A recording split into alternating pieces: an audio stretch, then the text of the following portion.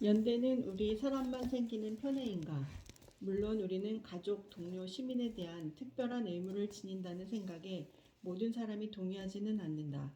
소위 연대 의무라는 것은 집단 이기심, 즉 우리 사람만 챙기는 편애를 그대로 보여주는 예라고 주장하는 사람도 있다. 우리가 다른 사람보다 가족, 친구, 동료를 더 생각하기 마련이라는 사실을 이들도 인정한다. 그러나 우리 사람에게만 특별히 관심을 두는 이런 태도는 편협하고 내부지향적이어서 애국심이나 형제라는 이름으로 가치를 인정하기보다는 극복해야 하는 마음가짐이 아닐까. 아니다. 꼭 그렇지는 않다. 연대와 소속 의무는 내부만이 아니라 외부로도 향한다. 내가 사는 특정 공동체에서 나오는 특별한 의무 가운데 일부는 같은 공동체 사람에 대한 의무다. 그러나 나머지는 내 공동체가 역사적으로 도덕적 책임을 져야 하는 사람들에 대한 의무다. 이를테면 독일인이 유대인과의 관계에서 미국 백인이 미국 흑인과의 관계에서 부담해야 하는 책임이다. 역사적 부당 행위에 대한 집단적 사죄와 보상은 연대의식이 내 공동체가 아닌 다른 공동체에도 도덕적 책임을 지게 하는 좋은 예다. 내 나라가 저지른 과거의 잘못을 보상하는 일은 내 나라의 충성을 맹세하는 한 방법이다. 더러는 연대의식으로 정부의 조치나 같은 국민을 비판하기도 한다. 애국심은 정부 정책의 반대를 이끌어내기도 한다. 사람들이 베트남 전쟁 반대 운동을 벌였던 두 가지 근거를 예로 들어보자. 하나는 전쟁은 부당하다는 믿음이었고, 또 하나는 그것이 우리가 치러야 할 이유가 없을 뿐더러 우리 국민에게 어울리지도 않는 전쟁이라는 믿음이었다. 첫 번째 이유는 전쟁에 반대하는 사람이라면 누구나 내세울 수 있었다. 그러나 두 번째 이유는 그 전쟁에 책임이 있는 나라의 시민만이 느끼고 외칠 수 있다. 스웨덴 사람도 베트남 전쟁에 반대하면서 그 전쟁은 부당하다고 생각할 수 있겠지만 오직 미국 사람만이 그 전쟁을 부끄러워할 수 있다. 자부심과 수치심은 정체성을 공유한다는 전제에서 나오는 도덕적 감정이다. 미국인이 외국을 여행하다가 볼썽사납게 행동하는 미국인과 마주쳤을 때 개인적으로는 그를 모를지언정 당혹스러울 수 있다. 다른 나라 사람이 그 행동을 보았다면 역시 눈살을 찌푸렸겠지만 당혹스러워하지는 않았을 것이다. 가족과 동료 시민의 행동에서 자부심과 수치심을 느끼는 감수성은 집단적 책임감을 느끼는 감수성과 연관된다. 둘 다 우리 자신을 어딘가에 소속된 자아로 인식하게 한다. 즉, 우리는 자신의 선택과 상관없이 도덕적으로 한데 묶여 있으며 우리를 도덕적 행위자로 만드는 서사에 연관된 사람들이다. 자부심과 수치심이라는 윤리와 집단적 책임이라는 윤리가 이처럼 밀접한 연관된다는 사실을 생각할 때 보수 정치인들이 개인주의를 근거로 집단적 사죄를 거부하는 모습에는 고개가 갸우뚱해진다. 개인은 단지 자신의 선택과 행동만 책임지면 그만이라고 고집한다면 우리나라의 역사와 전통의 자부심을 느끼기는 어렵다. 다른 곳에서 사는 누구라도 미국 독립선언서, 헌법, 링컨의 게티스버그 연설, 알링턴 국립묘지에 잠든 영웅 등을 존경하거나 감탄할 수는 있다. 그러나 애국적 자부심을 느끼려면 세월을 뛰어넘어 공동체의 소속감을 느낄 수 있어야 한다. 소속감에는 책임감도 따라온다. 내 나라의 과거를 현재로 끄집어내 도덕적 부채를 해결할 책임을 인정하지 않는다면 내 나라와 내 역사의 진정한 자부심을 느낄 수 없다. 충직이 보편적 도덕 원칙을 뛰어넘을 수 있을까? 우리가 다룬 거의 모든 사례에서 사회적 연대는 자연적 의무나 인권과 대립하기보다는 그것들을 보충하는 성향을 보인다. 따라서 이런 사례들은 자유주의 철학자들도 흔쾌히 인정하는 요점을 부각시킨다. 즉, 다른 사람의 권리를 침해하지만 않는다면 가족이나 동료 시민처럼 우리와 가까운 사람들을 도움으로써 타인을 돕는 일반적 의무를 수행할 수 있다는 사실이다. 부모가 다른 아이보다 내 아이를 구조하는 행위는 그 과정에서 다른 아이를 밟고 지나가지만 않았다면 전혀 문제되지 않는다. 마찬가지로 부자 나라가 자국 시민을 대상으로 관대한 복지 정책을 실시해도 다른 나라 사람의 인권을 존중하는 한 전혀 문제되지 않는다. 연대 의무가 지탄을 받을 때는 자연적 의무를 방해할 때뿐이다. 그러나 인간을 서사적 존재로 보는 시각이 옳다면 연대 의무는 자유주의자들이 설명하는 것보다 훨씬 더 까다로울 수 있다. 때로는 자연적 의무와 대립할 정도로. 로버트 리. 남북전쟁 때 남부연합군 사령관을 지낸 로버트 리의 사례를 보자. 리는 남북전쟁이 일어나기 전에는 연방군 장교였다. 그는 남부주들의 연방 탈퇴를 반대했다. 그에게 탈퇴는 반역이었다. 전운이 감돌기 시작하자 링컨 대통령이 리에게 연방군을 이끌어달라고 요청했으나 리는 거절했다. 고향인 남부 버지니아에 대한 의무가 연방에 대한 의무보다 더 중요하다고 생각했기 때문이다. 하지만 노예제에는 반대한다고 분명히 말했다. 그는 아들에게 보내는 편지에서 자신의 결정을 설명했다. 나는 연방을 절대적으로 지지하지만 내 친척, 내 자식, 내 가정에 대항하는 편에 서지는 못하겠더구나. 연방이 해체되고 연방 정부가 와해된다면 나는 고향으로 돌아가 우리 사람들의 비극을 함께 나누겠지. 나는 고향을 지키는 경우가 아니라면 칼을 빼들지 않을 것이다. 앞서 프랑스 레지스탕스 조종사처럼 리도 자신의 친척, 아이들, 가정에 피해를 입힐 수 있는 역할에 찬성할 수 없었다. 그러나 그의 충성은 한 발 더 나아갔고 결국 지인들을 자신이 반대한 명분으로 끌어들였다. 남부연합을 지지하는 명분에는 연방 탈퇴만이 아니라 노예제 존속도 포함되었기 때문에 리의 선택을 옹호하기는 쉽지 않다.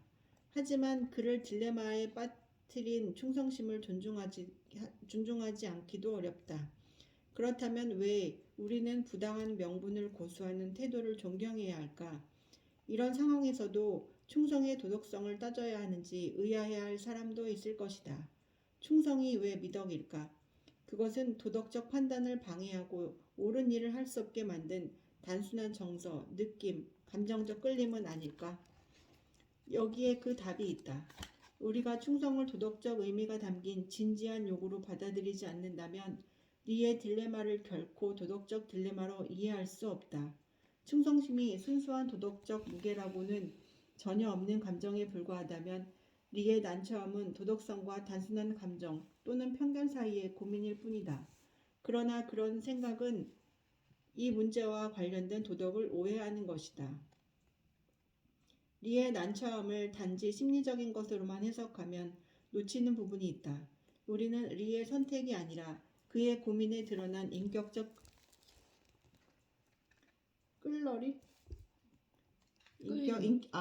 끌려 리 같은 사람을 동정할 뿐 아니라 존경한다는 사실이다. 우리가 존경하는 것은 자신의 삶을 더 큰 삶의 일부로 이해하고 감당하는 기질이다. 그것은 시대의 요구다. 나를 특별한 삶으로 끌어들이면서 그 특별함을 인식하게 하고 다른 여러 요구와 더 넓은 지평에도 눈을 뜨게 하려는 요구이다. 인격을 갖춘다는 것은 때로는 서로 상충하는 여러 부담을 인식하며 산다는 것이다. 형제를 지키는 사람, 벌저 형제. 비교적 근래에 나온 두 편의 형제 이야기는 충직의 도덕적 무게를 시험하게 한다. 첫째는 윌리엄 벌저와 제임스 벌저 형제 이야기다. 빌과 화이티는 사우스 보스턴 주택단지에서 7 형제들과 함께 자랐다. 빌은 성실한 학생으로 고전을 공부하고 보스턴 대학에서 법학 학위를 받았다. 반면 형 화이티는 고등학교를 중퇴하고 길에서 세월을 보내며 절도를 비롯해 여러 범죄를 저질렀다. 두 형제는 각자의 세계에서 권력을 잡았다. 윌리엄 벌저는 정치에 입문해 매사추세츠주 상원의원이 되었고 그 뒤 7년 동안 매사추세츠 대학 총장을 지냈다. 화이트는 은행 절도죄로 연방교도소에서 복역한 뒤 보스턴에서 갈취, 마약 거래, 기타 불법 행위를 총괄하는 조직범죄 집단의 우두머리가 되었다. 19건의 살인 혐의를 받던 그는 경찰의 체포를 피해 1995년에 도주했다. 지금도 여전히 잡히지 않은 채 연방수사국의 10대 지명수배자 명단에 올랐다. 윌리엄 벌저는 도피 중인 형과 전화통화를 했지만 형의 거처는 모른다면서 수사당국의 협조를 거부했다. 2001년에 윌리엄이 배심원 앞에서 증언할 때 연방검사가 그를 압박하여 형에 관한 정보를 캐려 했지만 실패했다. 그렇다면 분명하군요. 증인은 매사추세츠 사람들보다 형에게 더 충직하시군요. 그러자 벌저가 대답했다. 저는 한 번도 그렇게 생각한 적 없습니다. 하지만 솔직히 형에게 마음이 더 끌리고 형을 걱정합니다. 형에게 피해가 간다면 누구에게도 협조하고 싶지 않은 게 솔직한 심정입니다. 제게는 형을 체포하도록 모든 사람에게 협조할 의무가 없습니다. 사우스 보스턴에 있는 술집에서는 손님들이 벌저의 충직함에 감탄했다. 형 이야기를 털어놓지 않는다고 해서 그를 탓할 생각은 없어요. 형제는 형제잖아요. 식구를 밀고 할 수 있겠어요? 보스턴 글로브에 실린 어느 주민의 말이다. 편집위원과 신문기자들은 비판적이었다. 어느 특별기고관은 그는 올바른 규범을 선택하기보다 거리의 규범을 선택했다고 썼다. 형을 수색하는 데 협조하지 않는다는 대중의 압력을 받던 벌저는 비록 수사 방해 혐의는 받지 않았지만 2003년에 매사추세츠 대학 총장직을 사퇴했다. 대개는 살인 용의자를 정의의 심판대에 세우도록 협조하는 것이 옳다. 그런데 가족에 대한 충직이 이 의무를 뛰어넘을까? 윌리엄 벌저는 그렇게 생각한 모양이다. 그러나 이보다 더 몇 년 앞서 대책 없는 형을 둔 또 다른 인물은 윌리엄과는 사뭇 다른 전화통화를 시도했다. 형을 지키는 사람, 유니바머. 수사 당국은 수차례 우편물 폭발 사건을 일으켜 3명을 숨지게 하고 23명을 다치게 한 국내 테러범을 17년 넘게 추적했다. 수사망을 교묘히 피해 다니는 이 폭탄 제조범은 주로 과학자를 비롯한 학자들을 표적으로 삼은 탓에 유니바머 테러를 감행했다고 하여 유니바머라 불렀다. 유니바머는 자신의 행동 뒤에 숨은 원인을 설명하기 위해 무려 35,000단어로 된 과학기술 반대 선언문을 인터넷에 올리고는 뉴욕타임스와 워싱턴 포스트가 그 글을 실어주면 폭탄 테러를 멈추겠다고 약속했고 그 두 신문은 그의 요구에 응했다. 뉴욕 스케넥터디에서 사회복지사로 일하는 46살의 데이비드 카젠스키는 그 선언문을 읽은 순간 무척이나 친숙한 느낌에 섬뜩했다. 선언문에 쓰인 말투와 견해는 하버드 대학 출신의 수학자였다가 은둔에 사는 54살 형 테드를 생각나게 했다. 형은 현대 산업사회를 경멸해 몬테나의 어느 산에서 오두막을 짓고 살고 있었다. 데이비드는 형을 10년이나 만나지 못했다. 데이비드는 심각하게 고민한 끝에 1996년에 연방수사국에 연락해 그 유나바버가 형일지도 모른다고 제보했다. 비밀 요원들이 테드 카잔스키의 오두막을 감시하다가 그를 체포했다. 데이비드는 검찰이 사형을 구형하지 않으리라는 이야기를 들었지만 결국 사형이 구형됐다. 형이 죽을지도 모른다고 생각하니 참담했다. 결국 검찰은 테드 카잔스키에게 유죄를 인정하는 대가로 가석방 없는 종신형을 구형했다. 테드 카잔스키는 법정에서 데이비드를 동생으로 인정하지 않았고 교도소에서 쓴 원고에서는 동생을 또 하나의 가론유다라고 불렀다. 데이비드 카잔스키는 이 일로 지울 수 없는 오점이 생긴 자신의 삶을 다시 일으키려 애썼다. 형에게 사형 선고가 내려지지 않도록 애쓰다가 사형제도에 반대하는 단체의 대변인까지 되었다. 한 번은 청중에게 자신의 딜레마를 표현했다. 형제는 서로 지켜줘야 합니다.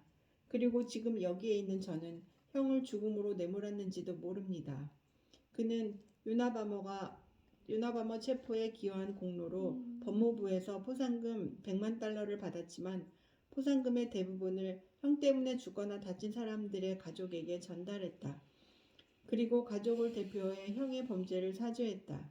윌리엄 벌저와 데이비드 카잔스키가 형 문제를 고민하는 방식을 어떻게 생각하는가? 벌저에게는 가족에 대한 충직이 범인을 정의의 심판대에 세우는 의무보다 중요했고 카잔스키에게는 그 반대였다. 어쩌면 도피 중인 형이 지속적인 위협을 가하고 있다는 점에서 앞의 경우와는 도덕적 차이가 있을 수 있다. 데이비드 카잔스키에게는 그 점이 심각했다. 등을 떠밀리는 느낌이었다고 말하면 맞을 겁니다. 사람이 또 죽을 수도 있고 그것을 막을 사람은 나라는 생각이 들었어요. 견딜 수가 없었습니다. 두 사람의 선택을 어떻게 판단하든 간에 이들의 이야기를 읽다 보면 한 가지 결론을 얻게 된다. 범죄자를 정의의 심판대에 세울 의무 같은 도덕보다 충직과 연대가 더 무거울 수도 있다는 사실을 인정해야만 이들의 딜레마를 이해할 수 있다는 점이다. 우리 의무가 합의나 인간 대 인간의 보편적인 의무에만 기초한다면 형제에게서 나온 이런 어려움을 설명하기 힘들다. 정의와 좋은 삶. 우리를 강제하는 도덕적 의무는 우리 스스로 정한다는 사회계약적 사고방식을 거스르는 여러 예를 살펴보았다. 공개 사죄와 보상, 역사적 부당 행위에 대한 집단적 책임, 가족과 시민들 사이에서 느끼는 각별한 책임감, 동료와의 연대, 내 마을과 공동체와 국가에 대한 충직, 애국심, 내 나라 또는 국민에게 느끼는 자부심과 수치심, 형제애와 자식의 도리에서 나온 충직 등이다. 이러한 예에서는 연대의식이 요구되는데 그것은 우리가 도덕과 정치를 경험하며 흔히 마주치는 특징이다. 연대의식 없이는 삶을 살아가거나 이해하기 어렵다. 그것은 도덕적 개인주의라는 말로도 설명하기 힘들다. 합의라는 윤리로도 포착할 수 없다. 그렇다 보니 연대에는 도덕적 힘이 필요하다. 연대는 우리에게 부담을 안겨준다. 그것은 우리의 본성을 이야기하는 존재, 소속된 존재로 파악한다. 그런데 그것들이 대체 정의와 무슨 상관이란 말인가? 이 물음에 대한 대답하기 위해 우리를 여기까지 끌고 온 애초의 질문으로 돌아가 보자. 우리의 의무는 모두 의지나 선택에서 나왔을까? 나는 그렇지 않을 수도 있다고 말했다. 연대 의무나 소속 의무는 선택과는 관련 없는 이유, 즉 우리 삶과 공동체를 해석하는 서사와 관련된 이유에서 나올 수도 있다. 도덕적 행위자에 대한 서사적 설명, 그리고 의지와 합의를 강조하는 설명 사이의 논쟁에서 정확히 무엇이 쟁점일까? 우선 인간의 자유를 어떻게 생각하는가 하는 문제를 보자. 연대와 소속 의무를 보여주는 예를 가만히 생각하다 보면 거부감이 들 수도 있다. 내 수업을 듣는 학생들 다수가 그렇듯이 독자들도 우리가 선택하지도 않은 도덕에 얽매인다는 생각을 좋아하지 않거나 신뢰하지 않을 수 있다. 그러다 보면 결국 애국, 연대, 집단적 책임 등이 요구될 때 거부감이 들거나 그러한 요구를 일종의 합의에서 나오는 것으로 재해석하려 든다. 그 요구를 거부하거나 재해석하는 쪽이 마음에 끌리는 이유는 그래야 자유라는 익숙한 개념에 걸맞다는 느낌이 들기 때문이다. 그 자유는 우리가 선택하지 않은 도덕에 얽매이지 말라고, 자유롭다는 것은 우리를 강제하는 의무는 우리가 정한다는 뜻이라고 말한다. 나는 앞의 예에서 그리고 이 책 전반에 걸쳐 제시한 예에서 자유에 관한 그러한 사고방식에는 문제가 있다는 점을 지적해왔다. 그러나 여기서 문제가 되는 것은 자유만이 아니다. 정의를 어떻게 생각하느냐 또한 문제가 된다. 앞에서 살펴본 정의를 생각하는 두 가지 방식을 다시 떠올려보자. 칸트와 롤스에게는 권리가 선에 앞섰다. 의무와 권리를 규정하는 정의와 원칙은 좋은 삶을 규정하는 여러 개념 사이에서 중립을 지켜야 한다. 칸트는 도덕법에 도달하려면 우연한 이해관계와 목적을 배제해야 한다고 주장한다. 롤스는 정의를 고민하려면 특정한 목적, 애착, 그리고 좋은 삶에 대한 주관적 견해를 배제해야 한다고 말한다. 무지의 장막 뒤에서 정의를 생각해야 한다는 것이다. 정의에 관한 이러한 사고방식은 아리스토텔레스와 맞지 않는다. 아리스토텔레스는 정의의 원칙이 좋은 삶에 대한 여러 견해에서 중립을 지킬 수 있다거나 지켜야 한다고 생각하지 않는다. 반대로 공정한 헌법의 목적 중 하나는 좋은 시민, 좋은 인격을 키우는 일이라고 주장한다. 그는 사회가 할당하는 공직, 영광, 권리, 기회 등의 의미를 숙고해야만 정의를 고민할 수 있다고 생각했다. 칸트와 롤스가 정의에 관한 아리스토텔레스의 사고방식을 거부한 이유 중 하나는 자유의 의지를 남겨두지 않는다고 보기 때문이다. 좋은 인격을 형성하거나 좋은 삶을 규정하려는 헌법은 사람들에게 타인의 가치를 강요할 위험이 있다. 이런 헌법은 개인을 스스로 목적을 선택할 능력을 지닌 자유롭고 독립된 자아로 존중하지 않는다. 자유에 관한 칸트와 롤스의 이 같은 사고방식이 옳다면 이들이 말하는 정의도 옳다.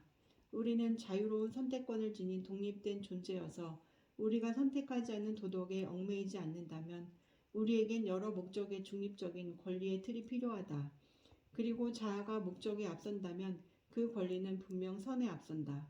그렇지 않고 만약 도덕적 행위자로서 서사적 개념에 더 끌린다면 정의에 관한 아리스토텔레스 생각을 다시 들여다볼 필요가 있다. 선을 고민할 때 우리는 우리 정체성의 근거지인 공동체의 선도 함께 고민해야 한다면 중립을 갈망하는 태도는 잘못되었다고 할 수 있다. 좋은 삶을 생각해보지 않고 정의를 고민하기란 불가능하거나 어쩌면 바람직하지 않은 일인지도 모른다. 정의와 권리를 공개석상에서 토론할 때 좋은 삶에 대해서도 토론하자고 한다면 내켜하지 않거나 심지어 기겁하는 사람도 있었다. 미국처럼 다원화된 사회에 사는 사람들은 최선의 삶에 관해 서로 다른 의견을 보이게 마련이다.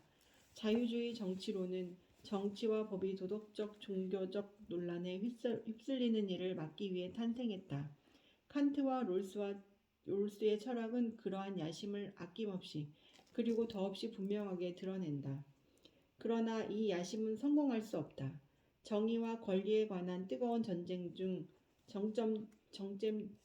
중 상당수가 도덕적, 종교적으로 논란이 되는 문제를 피해가지 못한다. 시민의 권리와 의무를 규정할 때 좋은 삶에 관한 여러 견해를 항상 배제할 수는 없다. 가능하다 해도 바람직하지 않을 수 있다. 민주시민에게 공적 영역에 들어갈 때는 도덕적, 종교적 신념을 내려놓으라고 주문한다면 관용과 상호 존중을 보장하는 것으로 보일 수도 있다. 그러나 현실에서는 그 반대다.